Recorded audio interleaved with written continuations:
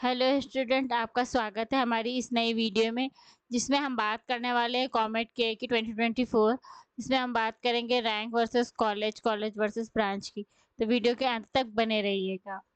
अब हम बात करते हैं JSS science and technology university की, जिसमें हम बात करते हैं सिविल इंजीनियरिंग की, जिसमें आपकी 36,447 रैंक गई थी। वही मैकेनिकल इंजीनियरिंग में 27,544 गई थी। वही अगर तो 2024 की बात करें, अगर आपकी इसके आसपास रैंक रहती है तब आप काउंसलिंग के लिए एलिजिबल रह सकते हैं। वहीं अगर हम रेवा यूनिवर्सिटी की बात करें तो वही सिविल इंजीनियरिंग में 71,925 गई थी, और वही मैकेनिकल इंजीनियरिंग में 51,787 गई थी। और वही अगर 2024 की बात करें तो अगर आपकी इसके आसपास की रैंक रहती है तब आप एलिजिबल रहते हो काउंसलिंग के लिए। वहीं अगर हम बात करें MSRUS बेंगलोर की, तो उसमें सिविल इंजीनियरिंग में 36,783 गई थी। वही मैकेनिकल इंजीनियरिंग में 28,386 गई थी। अगर इस बार भी आपके इतनी रैंक रहेगी तब आप एलिजिबल हो काउंसलिंग के लिए। और वही बात करते हैं DSU बेंगलोर की, जिसमें इलेक्ट्रॉनिक्स एंड कम्युनिकेशन इंजीनियरिंग में आपकी 20,129 गई थी। अगर इस बार भी इतने के आसपास रहेगी तब आप एलिजिबल रहोगे काउंसलिंग के लिए। अगर हम वही बात करें प्रेसिडेंसी यूनिवर्सिटी के लिए, तो उसमें कंप्यूटर साइंस एंड इंजीनियरिंग में 17,631 गई थी। सिविल इंजीनियरिंग में 73,909 गई थी। इलेक्ट्रॉनिक्स एंड कम्युनिकेशन इंजीनियरिंग में 32,031 गई थी। वही मैकेनिकल इंजीनियरिंग में आपकी 71,236 गई थी। अगर आपकी इन सब के बराबर की अगर रैंक रहेगी तो इस बार भी आप एलिजिबल रहोगे काउंसलिंग के लिए। वहीं बात करते हैं PSCE मांड्या की, जिसमें कंप्यूटर साइंस इंजीनियरिंग में आपकी गई थी 5,257 रैंक, और सिविल इंजीनियरिंग में गई थी 34,688। इलेक्ट्रॉनिक्स एंड कम्युनिकेशन इंजीनियरिंग में गई थी 13,169। अगर इस बार भी आपकी इसके आसपास रैंक रहेगी तो आप एलिजिबल हो काउंसलिंग के लिए। अब बात करते हैं NIE मैसूर की। LSC में इलेक्ट्रॉनिक्स एंड कम्युनिकेशन इंजीनियरिंग में आपकी 7,292 गई थी। वहीं मैकेनिकल इंजीनियरिंग में 20,168 गई थी। अगर इसके आसपास आपकी रैंक रहेगी तो इस बार आप एलिजिबल रहोगे काउंसलिंग के लिए। फिर अगर हम बात करें SIT तुमकूर की, तो कंप्यूटर साइंस एंड इंजीनियरिंग में 5,804 गई थी। वही इसमें सिविल इंजीनियरिंग में 23,230 गई थी। इलेक्ट्रॉनिक्स एंड कम्युनिकेशन इंजीनियरिंग में 10,906 गई थी। वह मैकेनिकल इंजीनियरिंग में 20,104 गई थी। अगर वही आपकी 2024 में इसी के आसपास रैंक रहेगी तो आप एलिजिबल रहोगे काउंसलिंग के लिए। वहीं अगर हम बात करें SDMCAT धारवाड़ की, तो कंप्यूटर साइंस एंड इंजीनियरिंग में आपकी 15,136 गई थी कट ऑफ। वही सिविल इंजीनियरिंग में 61,456 गई थी।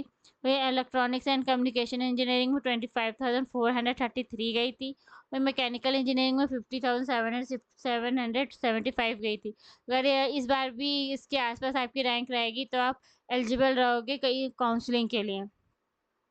वहीं बात करते हैं RVCE बेंगलोर की। अगर कंप्यूटर साइंस एंड इंजीनियरिंग में 169 रैंक गई थी। वहीं सिविल इंजीनियरिंग में आपकी 8,258 गई थी। इलेक्ट्रॉनिक्स एंड कम्युनिकेशन इंजीनियरिंग में 824 गई थी। वही मैकेनिकल इंजीनियरिंग में 4,635 आपकी कट ऑफ गई थी। वही 2024 में अगर आपकी इसके आसपास की ये रैंक रहेगी तो आप काउंसलिंग के लिए एलिजिबल रहोगे। वहीं बात करते हैं NMIT बेंगलोर की, तो इसमें आपकी कंप्यूटर साइंस एंड इंजीनियरिंग में 5,223 गई थी। सिविल इंजीनियरिंग में 39,943 गई थी। इलेक्ट्रॉनिक्स एंड कम्युनिकेशन इंजीनियरिंग में आपकी 11,529 कट ऑफ गई थी। मैं मैकेनिकल इंजीनियरिंग में 21,165 कट ऑफ गई थी। 2024 में अगर आप कि इसके आसपास की रैंक है तब आप एलिजिबल होगे काउंसलिंग के लिए। में अगर हम बात करें MSRIT बेंगलोर की, तो कंप्यूटर एंड साइंस इंजीनियरिंग में इसमें 624 गई थी। वही अगर सिविल इंजीनियरिंग में तो 50,070 गई थी। वही इलेक्ट्रॉनिक्स एंड कम्युनिकेशन इंजीनियरिंग की बात करें तो 2042 गई थी। मैकेनिकल इंजीनियरिंग में 8,288 गई थी। अगर 2024 में भी अगर आपकी इसके आसपास की रैंक रहेगी तब आप एलिजिबल हो काउंसलिंग के लिए। वहीं अगर हम बात करें JSSATE बेंगलुरु की, तो ये कंप्यूटर साइंस एंड इंजीनियरिंग में आपकी 8257 गई थी। सिविल इंजीनियरिंग में 47,036 गई थी। इलेक्ट्रॉनिक्स एंड कम्युनिकेशन इंजीनियरिंग में 16,054 गई थी। मैकेनिकल इंजीनियरिंग में 30,619 गई थी। वहीं अगर आपके 2024 में अगर इसी के आस-पास रैंक है, तब आप एलिजिबल हो काउंसलिंग के लिए। वहीं अगर हम DSC बेंगलोर की बात करें, तो कंप्यूटर साइंस एंड इंजीनियरिंग में 2064 गई थी रैंक। वहीं सिविल इंजीनियरिंग में 28,369 गई थी। वहीं इलेक्ट्रॉनिक्स एंड कम्युनिकेशन इंजीनियरिंग में 5,593 गई थी। वहीं मैकेनिकल इंजीनियरिंग में 18,321 गई थी। वहीं 2024 में अगर आपके इसी आस पास रैंक है, तब आप एलिजिबल हो काउंसलिंग के लिए। वहीं अगर हम बात करें DSATM बेंगलोर की, कंप्यूटर साइंस एंड इंजीनियरिंग में 11,543 गई थी। इलेक्ट्रॉनिक्स एंड कम्युनिकेशन इंजीनियरिंग में 20,299 गई थी। 2024 में अगर आपकी इसी के आसपास रैंक रहेगी, तब आप एलिजिबल हो काउंसलिंग के लिए। वहीं अगर हम बात करें CMRIT बेंगलोर के लिए, तो कंप्यूटर साइंस एंड इंजीनियरिंग में 7,676 गई थी। वहीं इलेक्ट्रॉनिक्स एंड कम्युनिकेशन इंजीनियरिंग में 17,919 9 गई थी, और कंप्यूटर साइंस एंड इंजीनियरिंग में 8,015 गई थी। अगर आप इस बार एलिजिबल रहोगे, इस बार काउंसलिंग करेगा आपके इसके आसपास की कोई रैंक है तो। वहीं अगर हम बात करें BNIMIT बेंगलोर की, तो कंप्यूटर साइंस एंड इंजीनियरिंग में 8,015 गई थी। इलेक्ट्रॉनिक्स एंड कम्युनिकेशन इंजीनियरिंग में 15,886 गई थी, और मैकेनिकल इंजीनियरिंग में 40,820 गई थी। अगर इस बार भी आपकी इसके आसपास की रैंक है, तब आप एलिजिबल रहोगे काउंसलिंग के लिए।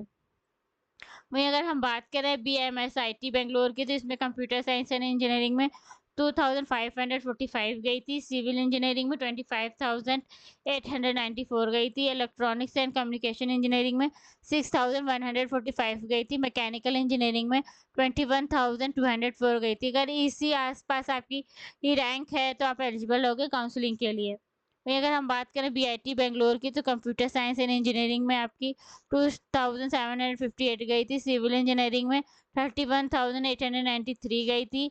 इलेक्ट्रॉनिक्स एंड कम्युनिकेशन इंजीनियरिंग में 6,982 गई थी। वहीं मैकेनिकल इंजीनियरिंग में 21,906 गई थी। वहीं अगर इस बार की बात करें, तो आपके अगर इसके आसपास भी रैंक है, तब आप एलिजिबल हो काउंसलिंग के लिए।